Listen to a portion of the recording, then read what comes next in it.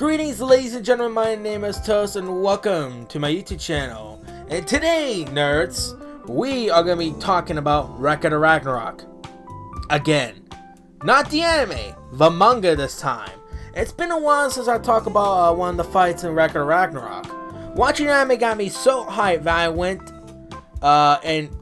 to go read Record of Ragnarok and catch up on the chapters. I haven't read in a while, so I let the chapters build up.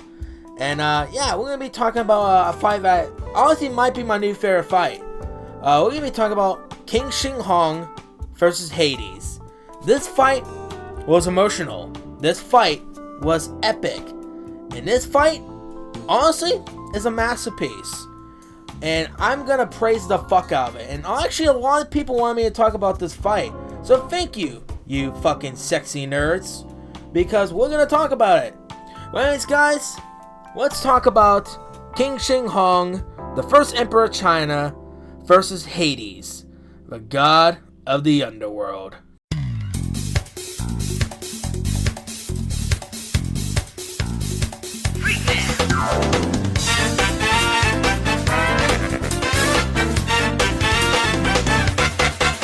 Ready?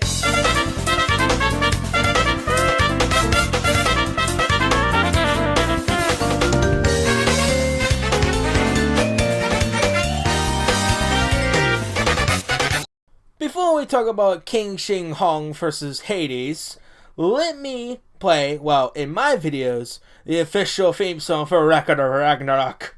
Okay, there we go. Oh, no, shit, fuck, no, oh, god damn it, not that song, no. Okay, there we go. Now, let's play the official theme song for Record of Ragnarok. There we go. Yeah, that's the stuff. Well, anyways, back to the, fight. So, round 6 of Record of Ragnarok, round 7 of Record of Ragnarok. My bad, okay? It's been a long day. Well, anyways, Qin Shi Huang is representing humanity. And we first see him just, honestly, if you ever watch One Piece, if you know the character Zoro, he has bad direction. Kind of just acts like Zoro. He goes through fucking walls and went into the god's side and sits down in Hades' chair. Honestly, it just tells you that he's gonna fucking fight Hades right there and then. And yeah, he just sat there and said, I like this place. I kinda wanna stay here. So Ares politely trying to escort Qin Shi Huang to the human side, and he just fucking flips him. No, just flips him. Pretty easy. Ares in this manga is kind of a fucking joke, isn't he?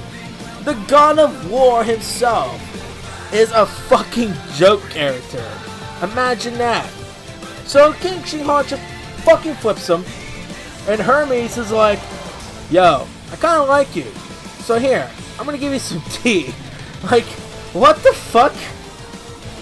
So then Brunhilde shows on saying, hey, Qin Shi Huang, you're gonna represent in the next fight for humanity. And he's like, dope. And so, by the way, the next thing I'm gonna talk about him, he has, not gonna lie, the best entrance in Record of Ragnarok so far. Because all the emperors of China just fucking ran over to the god's side, puts their hands up in the air because they just do not care, and literally hold the fucking carpet for Qin Shi Huang, and he just like casually walked down the fucking carpet while everyone's holding him up like a goddamn Giga Chad that he fucking is.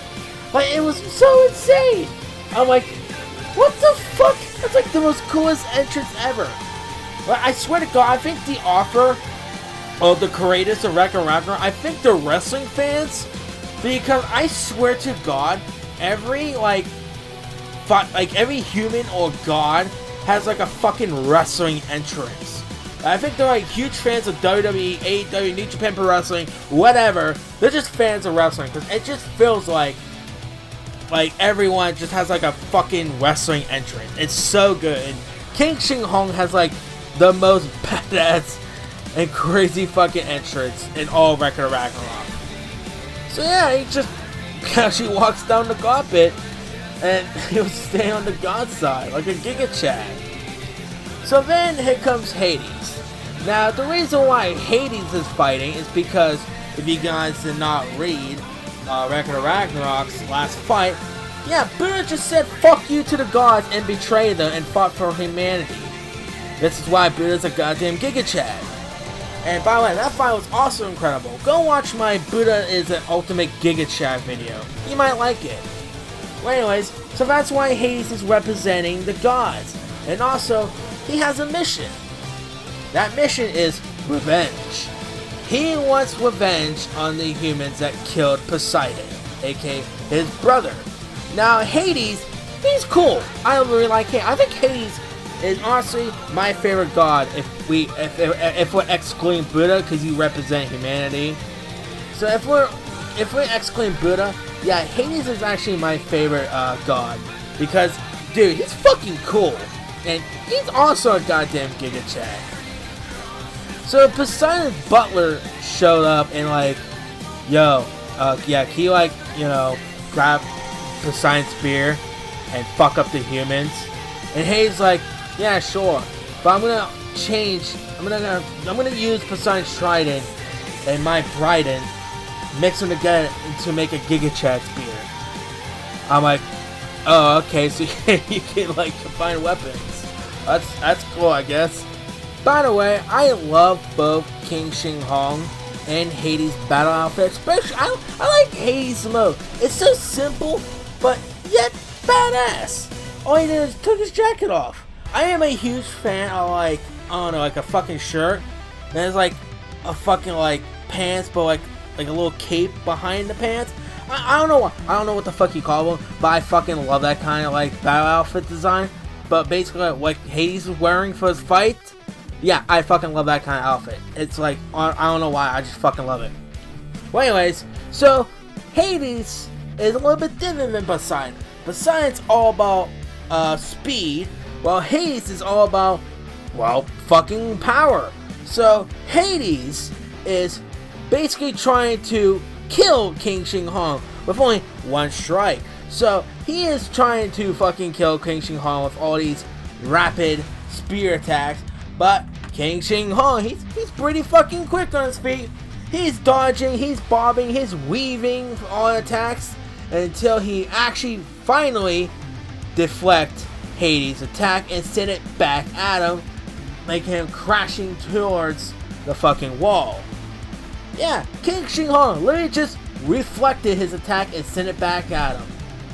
Then we went into a little bit in depth of Qin Shi Huang's background story and basically telling you how he became the first emperor of China and actually came up with his fighting move. So there was a fucking giant demon that basically, if you sacrifice people towards this demon, his name is Qi Yu, he will grant you, you know, the title of king. So it was Qin Shi Huang's turn to become king, and the demon's like, give me some sacrifice and I will name you king. And Qin Shi Huang's like, no, I'm not gonna feed you shit, I'm gonna fucking kill you. They fought for 6 days, and because of that fight, Qin Shi Huang made the ultimate martial arts technique called Qi Yu. He can fight against swords, spears, hybrids, crossbows, armors, and so many other shits. And he named it after the demon that he fucking killed. Goddamn, what a Giga Chad. So, Hades got up, they talk a little bit, and honestly, I want to see this in anime format. They both laugh.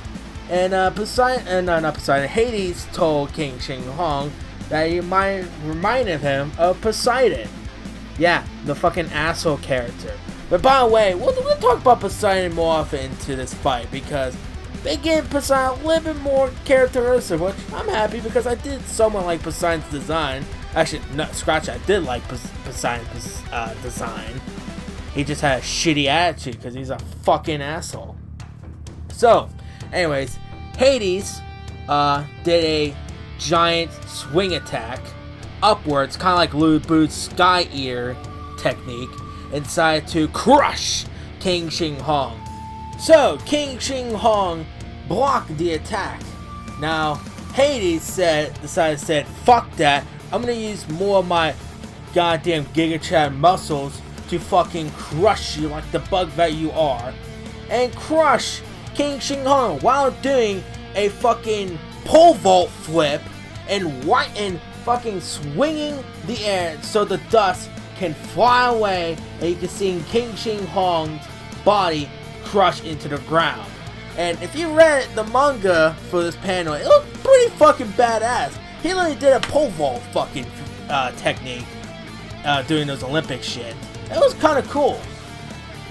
And so people thought that Qin Shi Huang was dead. Well, he wasn't. He got up and he was complaining that his blindfold was blocking his vision because, you know, it's covered in blood because, you know, he got crushed to the fucking ground. So he took off his blindfold and he's really fucking handsome, not gonna lie. So Hades and Qin Shi Huang continue to fight, and, you know, Qin Shi Huang's blocking, he's, you know, dodging and weaving. He blocked one of Hades' attacks and kind of shot a puff of air at him and deflected his attack and sent it back at him again. So they describe what the hell he does with this little puff of air, because he kind of uses Hormone. Alright, if you watch JoJo's Part 1 and 2, Qin Shi Huang literally does Hormone. It's a breathing technique that he does. So what he does is shoot a puff of air at the opponent. So he shot a puff of air at Hades to, I guess, disrupt his chi flow, so he can either move a lot slower or his attacks won't be as strong. So that's how Qin Shi Huang is fucking like doing all these attacks. It's honestly, it's kind of a cool idea. I kind of like that. And like, come on, your boy is a fucking JoJo reference himself because he's using Hormone for fuck's sakes. So Qin Shi Huang blocked one of A's attacks and used that air attack to, you know, slow down his movement and also weaken his power. After he did that, not gonna lie, he kind of fucking suplexed Hades. He grabbed the spear, just fucking suplexed him, alright? They attacked some more, and he used the same technique to Hades again, and he did a Dragon Palm strike at Hades and sent him back. By the way, if you read this fucking manga, this fight in the manga is fucking fast paced. So hopefully in the anime, it's gonna be like really fucking fast paced. So after Qin Shi Huang did the Dragon Palm strike, he kind of actually injured himself as well, because his eyes also has a weakness. If he sees anyone gets injured, or if anyone sends hatred towards him, he gets the same wounds or scars to his body. So yeah, it's kind of like a double-edged blade, to be honest. And then we went into more of Qin Shi Huang's background story.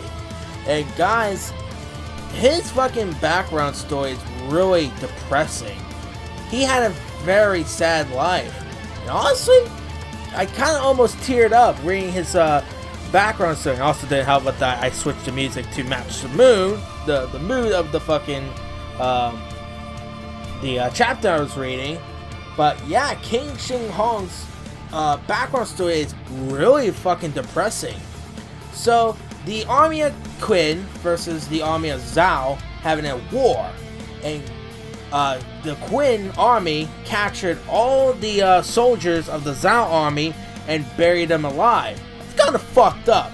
So a royal member of the Qin army got captured and was being held hostage, and a Zhao dancer fell in love with him, and they did the deed, and came out Qin Shi Huang.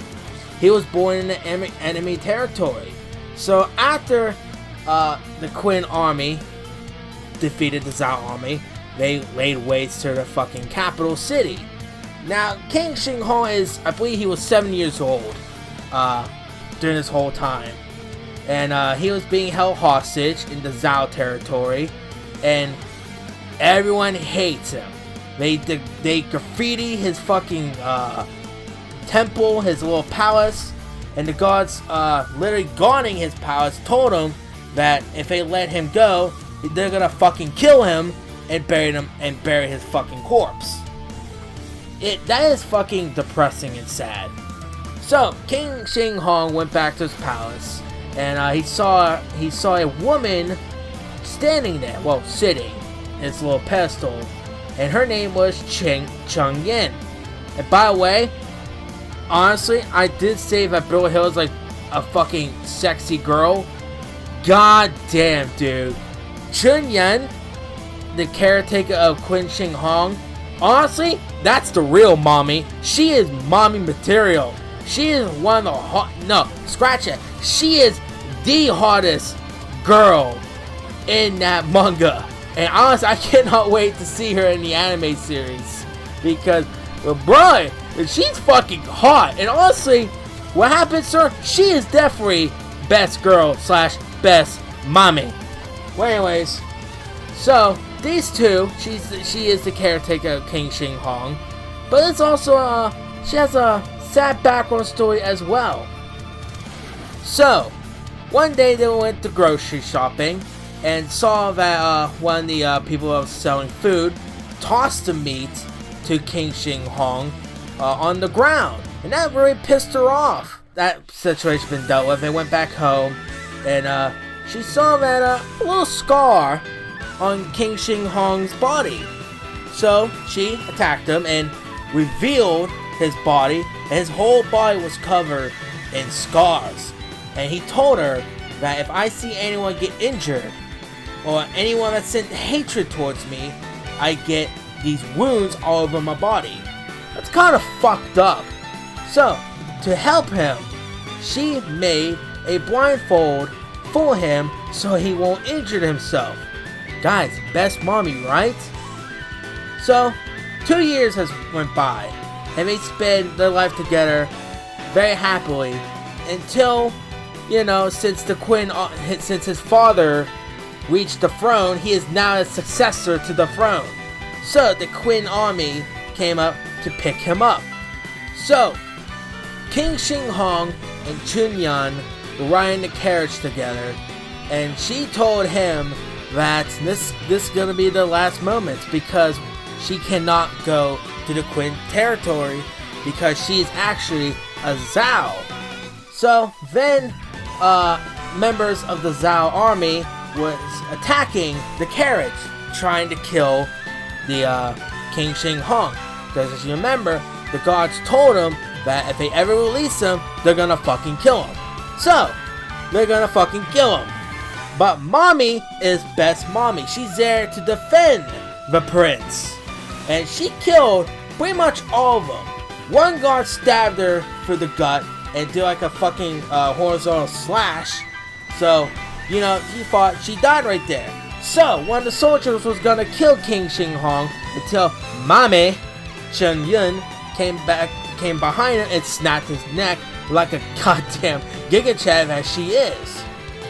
But sadly and tragically, she died in Qin Shi Huang's arms. It's really fucking sad and depressing if you read the manga and you put like fucking sad music. And I can't wait to see that in season 3 of Record of Ragnarok. Because just like I said in my season 2 review of Record of Ragnarok's review, they made Heracles' death a lot more sadder in the Heracles vs. Jack the Ripper fight than in the manga. So I give praise for that. So I really want to see Qin Shi Huang's background story, the death of Chun Yun's scene in the anime show. And Chun Yun revealed that her son was also buried alive during that mass buried alive shit that happened. And she wanted to hate Qin Shi Huang, but she couldn't. And she treated Qin Shi Huang like her own child. And Qin Shi Huang called her Mama. That's fucking sad.